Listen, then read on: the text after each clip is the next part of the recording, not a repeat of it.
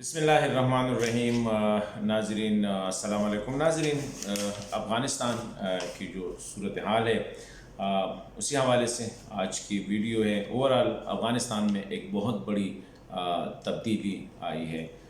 Doctor Ashraf Ghani صاحب کی حکومت تو ٹوٹلی میلٹ ڈاؤن کر گئی۔ طالبان جو ہے وہ اب کابل کے ساتھ جو ہے پورے افغانستان میں ایکسیپٹ پنجشیر کا ایک چھوٹی سی وادی ہے، اس کے علاوہ پورے افغانستان پہ اب پریکٹیکلی یا ڈی فیکٹو جو ہے وہ طالبان کی حکومت ہے۔ طالبان نے گزشتہ روز اس کے جو اسپوکس پرسن ہے ذبیح اللہ مجاہد صاحب، اس نے ایک پریس کانفرنس کیا اور اس میں میرے خیال میں it was unprecedented Afghan Taliban کے حوالے سے کہ اس نے سارے جو انٹرنیشنل کمیونٹی کے جو کنسرن تھے خواتین کے حوالے سے، ہیومن رائٹس کے حوالے سے، اپنے مخالفین کے حوالے سے، اس سب کو بالکل اچھی طرح جو ہے اس کو ایڈریس کیا گیا۔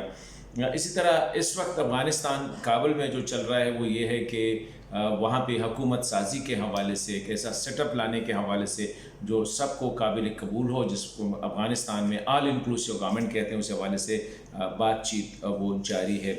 اچھی بات جو ہے اس میں وہ یہ ہے کہ افغانستان میں لڑائی نہیں ہوئی، کیونکہ زیادہ تر خدشات یہی تھے کہ افغانستان سول وار کی طرف جو ہے وہ بڑھ رہا ہے اور طالبان اور افغان فورسز کے درمیان لڑائی شروع ہوگی تو ڈیفینیٹلی ہزاروں لاکھوں افغان جو ہے وہ بے گھر بھی ہو جاتے اور کافی زیادہ جو ہے وہ مارے بھی جاتے، زخمی بھی ہوتے، لیکن شکر ہے یہ نہیں ہوا۔ اب صورتحال یہ ہے کہ افغان طالبان کے جو قطر آفس کے سیاسی لیڈرشپ ہے وہ اس وقت کابل میں ہے۔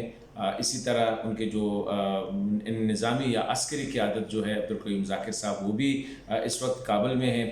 اور بڑی اچھی بات جو میں سمجھتا ہوں وہ یہ ہے کہ طالبان سے جتنا ڈر تھا، جتنا خوف تھا، وہ تقریباً ابھی دکھائی نہیں دے رہی ہے، کیونکہ the first impression usually the last impression ہوتا ہے۔ طالبان نے مخالفین کے ساتھ کوئی برا سلوک نہیں کیا۔ خواتین کے حوالے سے ابھی تک اس نے کوئی وہ نہیں کیا۔ پہلے جو تھا، جس دن کابل میں آیا، امر بالمعروف و نہی عن المنکر ٹائپ چیزیں جو ہے وہ جو ایک منسٹری ٹائپ اس کو قائم کیا اور لوگوں کو زد و کوب کیا جاتا تھا، وہ ابھی نہیں ہوئے۔ پورے افغانستان سے جو خبریں آ رہی ہے وہ آلموسٹ پازیٹیو ہے۔ اس وقت افغانستان میں ورچولی کوئی حکمران نہیں ہے، لیکن پھر بھی جو خبریں آ رہی ہے وہ ہے کہ طالبان نے اس کو کنٹرول کیا ہے۔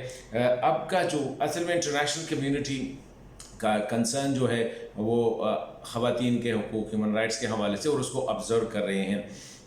چھوٹا سا جو ڈاکٹر اشرف غنی صاحب نے، تو میں سمجھتا ہوں اس طرح سب لوگ کہتے ہیں، غلطی کی ہے کہ وہ ایسی حالت میں وہ افغانستان چھوڑ کے وہ چلے گئے۔ اس کو چاہیے تھا کہ ایک پراپر آرڈر وہ اسٹیبلش کرتے، اپنے اختیارات کسی کونسل کو حوالے کرتے یا کسی شخصیت کے حوالے کر کے پھر چلے جاتے۔